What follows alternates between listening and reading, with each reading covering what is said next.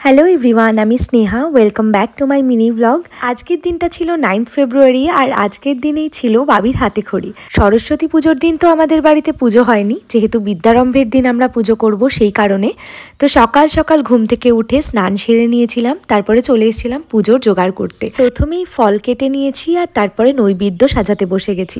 পুজোর 80% মতন জোগাড় আজকে আমিই করেছি। যাই হোক, এখানে সমস্ত পুজোর জোগাড় কমপ্লিট হয়ে যাওয়ার পর দেখলাম আমি যতক্ষণে পুজোর জোগাড় করছিলাম মা কিন্তু ঘরের পুজোটাও দিয়ে নিয়েছিল। এই হচ্ছে আমাদের মিষ্টি দেখতে মা সরস্বতী প্রতিমা। ডাকের সাজের ঠাকুর আমার ভীষণ ভালো লাগে, তাই মা বাপি কৃষ্ণনগর থেকে আমার পছন্দ মতন একটা বিগ্রহ নিয়ে এসেছিল। কিছুক্ষণ পরেই ঠাকুরমশাই আসবে, ওই 10টা নাগাদ ঠাকুরমশাই আসবে। আমার এখানে পুজোর জোগাড় মোটামুটি সব কিছু কমপ্লিট হয়ে গেছে। বাবি ওদিকে ঘুমোচ্ছে, তাই বাবি যতক্ষণ ঘুমোক, ওকে 9:30 নাগাদ তুলবো, স্নান টান করিয়ে রেডি করে দেবো। বাবি ঘুম থেকে উঠে গেছিল অ্যারাউন্ড 9:40, আর ঘুম থেকে উঠে যাওয়ার পর ওর প্রথম কাজ হচ্ছে আমার কাছে আদর খাওয়া। বাবির তো ঘুম থেকে উঠতে উঠতে 10টা 10:30 বেজে যায়, কিন্তু আজকে একটু তাড়াতাড়ি ঘুম থেকে উঠতে হয়েছে যেহেতু, তাই মুডটা একটু অফ ছিল।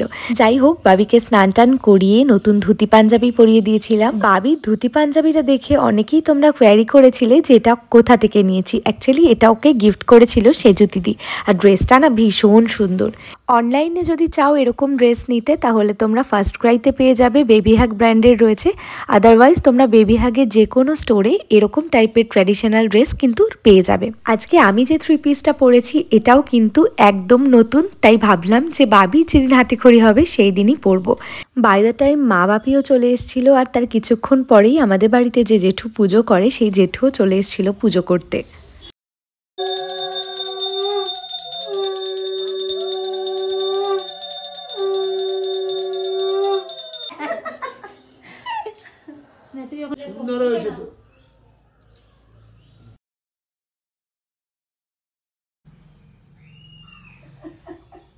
বলো সরিয়, বলো বলো বলো বলো তো বলো আ বলো, এখন বলবে না, বলো বলো বলো আ বলো বলো বলো বলো ভাই বলো, ও বলতে হয়, বলো।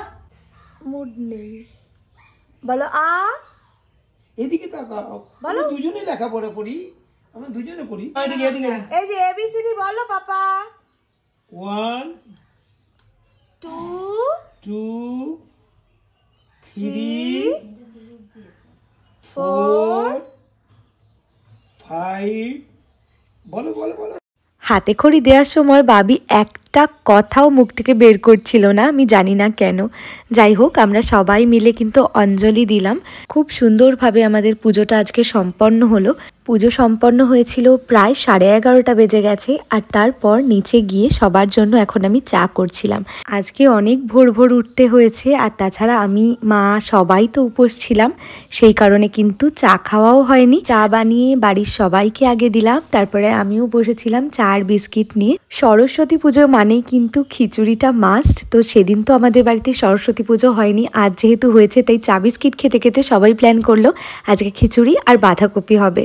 আগে থেকে যদি প্ল্যান করা থাকতো তাহলে অনেক রকম সবজি দিয়ে একটা পাঁচমিশালি করতাম, বাট সেটা যেহেতু ছিল না তাই বাঁধাকপি অপশন। প্রথমেই করলাম খিচুড়ির প্রিপারেশন, আর খিচুড়ির জন্য প্রথমে আমি আলু আর ফুলকপিটাকে ভেজে নিয়েছিলাম। আজকেই ফুলকপি আর আলু দিয়েই খিচুড়িটা বানাবো।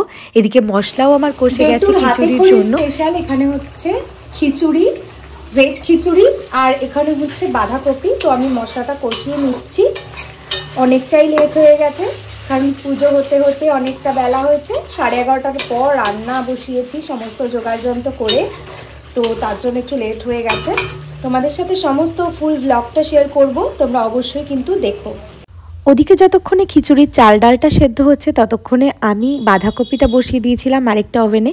বাঁধাকপি হতে অনেক সময় লাগে, আর বাঁধাকপি হতে হতেই আমি অন্যদিকে বাবির খাবারটাকে প্রিপেয়ার করে আমি ওকে আগেই খাইয়ে দিয়েছিলাম, কারণ এখন অনেকটাই বেলা হয়ে গেছে। এদিকে বাঁধাকপি রান্নাও আমার কমপ্লিট। লাস্টে আমি একটু ঘি আর গরম মশলা ছড়িয়ে দিয়েছিলাম। খিচুড়ি ওদিকে হয়ে গেছে আর এখানে আমি খিচুড়িতে ফোড়ন দেওয়ার জন্য 5 ফোড়ন আর শুকনো লঙ্কা নিয়েছিলাম, সেটাই দিয়ে একটু ভালোভাবে মিক্স করে নিলাম।